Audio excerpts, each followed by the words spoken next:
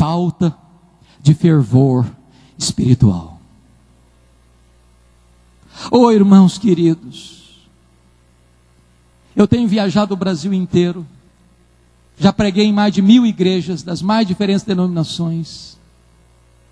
Parece-me que este é o nosso problema ainda hoje.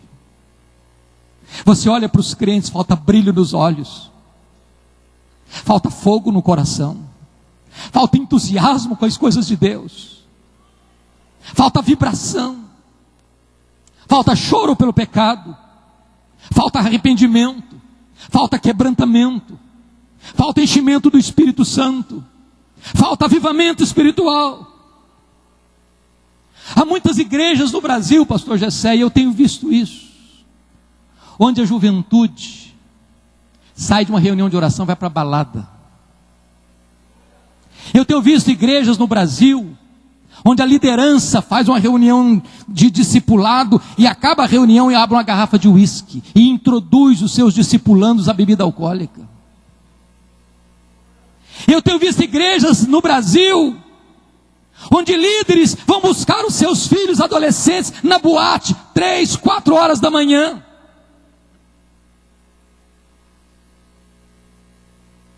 Há poucos dias um pastor, chorando comigo, disse assim: pastor Hernandes, a minha denominação, este ano, não batizou um crente por igreja, por ano, em média.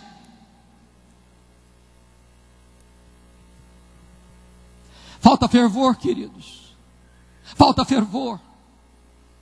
Pastor, eu estava no rádio ouvindo a sua fala. A família evangélica brasileira está sendo atacada violentamente. Violentamente. E nós, em nome de Jesus, precisamos buscar a Deus, para que os nossos filhos conheçam a Deus, amem a Deus, sejam cheios do Espírito Santo de Deus, para não serem engolidos por essa onda que quer massacrar a igreja de Deus nesta geração.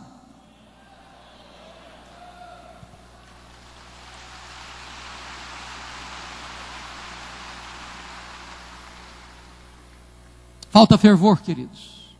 Falta fervor. Mas agora Jesus vai fazer um apelo para essa igreja. Confira comigo o verso 18. Que ele se dirige à igreja dizendo assim: aconselho-te. E eu me choco com isso, porque Jesus é o dono da igreja. Ele é o Senhor da igreja, Ele é o cabeça da igreja. Ele podia dar uma ordem, mas Ele gentilmente se apresenta como um conselheiro. Aliás, Ele se apresenta como um mascate, como um vendedor ambulante. Ele tem um produto para vender, seu produto é vital, mas o seu preço é de graça. Aconselho-te que de mim compres ouro refinado pelo fogo, vestiduras brancas, colírio para ungir os teus olhos. E ele me ensina aqui como é que restaura o fervor na vida da igreja. Ele diz assim: aconselho-te que tu compres de mim, que tu compres de mim, que tu compres de mim, que tu compres de mim. Porque às vezes, irmãos, nós no afã de buscarmos fervor espiritual, buscamos em outras fontes. Buscamos nas últimas novidades do mercado da fé. Buscamos nas mais diferentes doutrinas que circulam o meio evangélico brasileiro. Eu quero dizer para você que nós não temos que buscar as últimas novidades do mercado da fé para restaurarmos o fervor no nosso coração. Nós temos que nos voltar para Jesus. Porque só Jesus pode acender essa chama no nosso coração. Só Jesus pode restaurar o fervor espiritual no nosso coração. Aconselho-te que tu compres de mim. Eu fico olhando aqueles 2 discípulos caminhando para Emaús, desanimados, tristes, desesperançados, até que os olhos se abrem e eles reconhecem a Jesus. Quando os olhos se abrem, o coração aquece. E quando os olhos se abrem, o coração aquece, os prés se apressam para pregar. E quando os olhos se abrem, o coração aquece, e os pés se apressam, os lábios se abrem para dizer: Ele está vivo, e Ele é a razão da nossa vida. Mas chega o verso 19, Jesus tem uma afirmação a fazer e uma ordem a dar. E a afirmação é essa: eu repreendo e disciplino a quantos amo. E a ordem é essa: sê pois zeloso e arrepende-te. Pastor Gessé, me desculpe, às vezes eu fico constrangido quando eu prego esse sermão. Sabe que eu fico constrangido? Porque Jesus pegou pesado demais. E Ele está pegando pesado demais comigo, com você. Mas sabe por que Jesus pega pesado com você e comigo nessa noite? Ele está dizendo o seguinte: eu te amo. Eu não desisto de você. Eu não abro mão da sua vida. Eu não vi ao mundo, eu não morri naquela cruz para gerar um crente apático, frio, morno. Eu fui para a cruz, eu ressuscitei dentre os mortos, eu subi aos céus, eu derramei o Espírito Santo sobre você, para que você seja cheio do Espírito Santo, para que você seja fervoroso. Sê, pois, zeloso e arrepende-te, muda a tua vida, muda a tua conduta.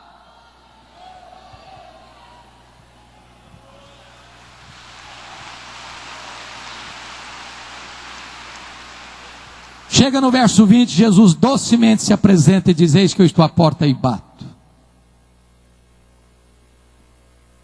Se alguém ouvir a minha voz e abrir a porta, eu entrarei e cearei com ele e ele comigo.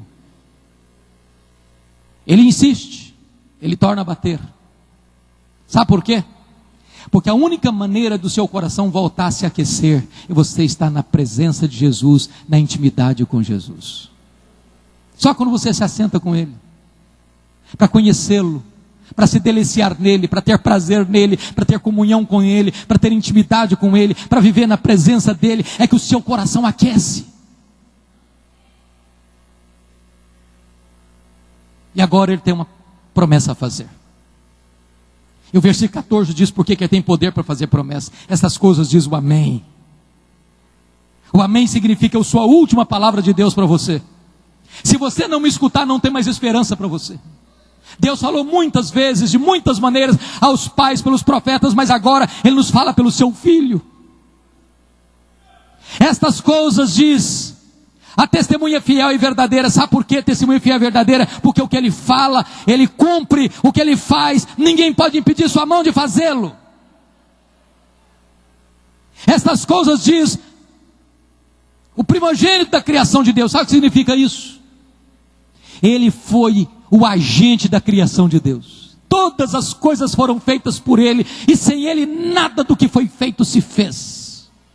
Se Ele trouxe à existência as coisas que não existiam, então Ele também é poderoso para inflamar de volta o seu coração, para incendiar a sua alma e para devolver a você fervor espiritual. E a promessa é esta: ao vencedor dar-lhe-ei sentar-se comigo no meu trono, assim como eu venci, sentei com meu Pai no seu trono. Para uma igreja que valorizava tanto dinheiro, tanto prestígio, tanta glória humana, Jesus está dizendo: eu tenho coisa melhor para você, eu tenho o trono. Mas o que me encanta, irmãos, é a transição que Jesus Cristo faz do verso 20 para o verso 21, porque no verso 20 ele fala de assentar-se intimamente com Ele à mesa, mas no verso 21 ele fala em assentar-se publicamente com Ele no trono. Sabe quem se assentará publicamente com Ele no trono? Quem assentou-se com Ele intimamente à mesa. Por isso ele termina dizendo assim: quem tem ouvidos, ouça o que o Espírito diz às igrejas. Irmãos amados, em 2011 eu fui visitar essas 7 igrejas, pastor Gessé. Visitei uma por uma. E eu confesso que eu chorei muito algumas vezes. Porque todas essas 7 igrejas estão mortas. Literalmente mortas.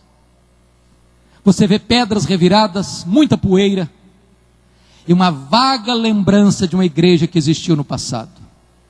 Sabe por que essas igrejas morreram?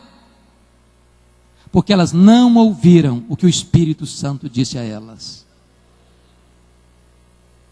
Olha comigo a Europa hoje, o berço do protestantismo, onde aconteceu a reforma, o movimento dos puritanos, o movimento pietista, o movimento dos morávios, as missões modernas, os grandes reavivamentos. A Europa hoje, irmãos, é um continente pós-cristão. As igrejas estão morrendo na Europa.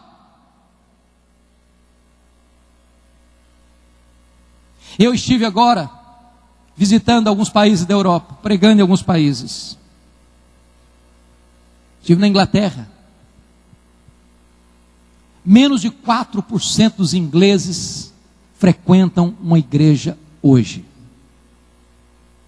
Menos de 4%. Um pastor me disse com lágrimas nos olhos, pastor Hernandes, a Inglaterra não é mais o país de John Wesley. A Inglaterra não é mais o país de George Whitefield. A Inglaterra não é mais o país de William Wilberforce. A Inglaterra não é mais o país de William Carey. A Inglaterra não é mais o país de John Charles Ryle. A igreja não é mais o país de Charles Spurgeon. A igreja não é mais hoje o país de Mark Lloyd Jones. A igreja não é mais hoje o país de John Stott. A igreja hoje é o país de Richard Dawkins, o patrono dos ateus. Eu fui para a Escócia, berço do protestantismo presbiteriano, terra de John Knox. Fiquei chocado. O templo principal, na praça principal, torre bonita. Sabe o que tem lá dentro? Um bar. Um bar. As pessoas não vão mais à igreja. Estive na Holanda, um país protestante. E eu fiquei com lágrimas nos olhos quando a pessoa que nos orientava disse o seguinte: a igreja na Holanda frequentou os templos até 1960. De 1960 para cá, os templos existem como museus. O povo não vai mais à igreja. Sabe o que significa isso, irmãos? A igreja se perdeu numa geração. Uma geração a igreja se perdeu. Uma geração. Olha a América do Norte, irmãos. Na América do Norte, Estados Unidos e Canadá, as grandes denominações históricas, presbiterianos, batistas, metodistas, muitas delas se renderam ao liberalismo. Os seminários que formaram pastores, teólogos, missionários para o mundo, tomados de assaltos hoje pelos liberais, não creem mais na Bíblia. Denominações perdendo membros, ano após ano, milhares e milhares de membros, se perdendo, a igreja está vazia. Estive pregando recentemente uma conferência em Nova York.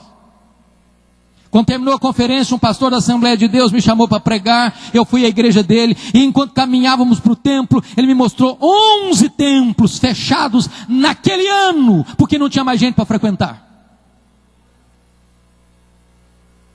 Olhem para o Brasil, irmãos, olhem para o Brasil. Vocês vão ver que hoje já tem denominações que já se renderam ao liberalismo, que não crescem mais. Segundo, vocês vão ver igrejas enormes, mas para nossa tristeza não tem mais evangelho. Não tem mais mensagem sobre a graça, sobre Jesus, sobre a cruz, sobre o céu, sobre a vida eterna. Prega sobre prosperidade, prega sobre isso, prega sobre aquilo, mas não prega sobre a cruz. Eu quero dizer para você que onde não tem a palavra de Deus, Deus não está aí. Não importa o tamanho, não importa o quão grande. Há muitas igrejas do Brasil que têm, na verdade, preserva a ortodoxia, mas é uma ortodoxia morta, e ortodoxia morta mata. Oh, irmãos, a igreja evangélica brasileira precisa de um avivamento, desesperadamente precisa de um sopro do Espírito Santo, desesperadamente precisa de restauração, de fervor espiritual.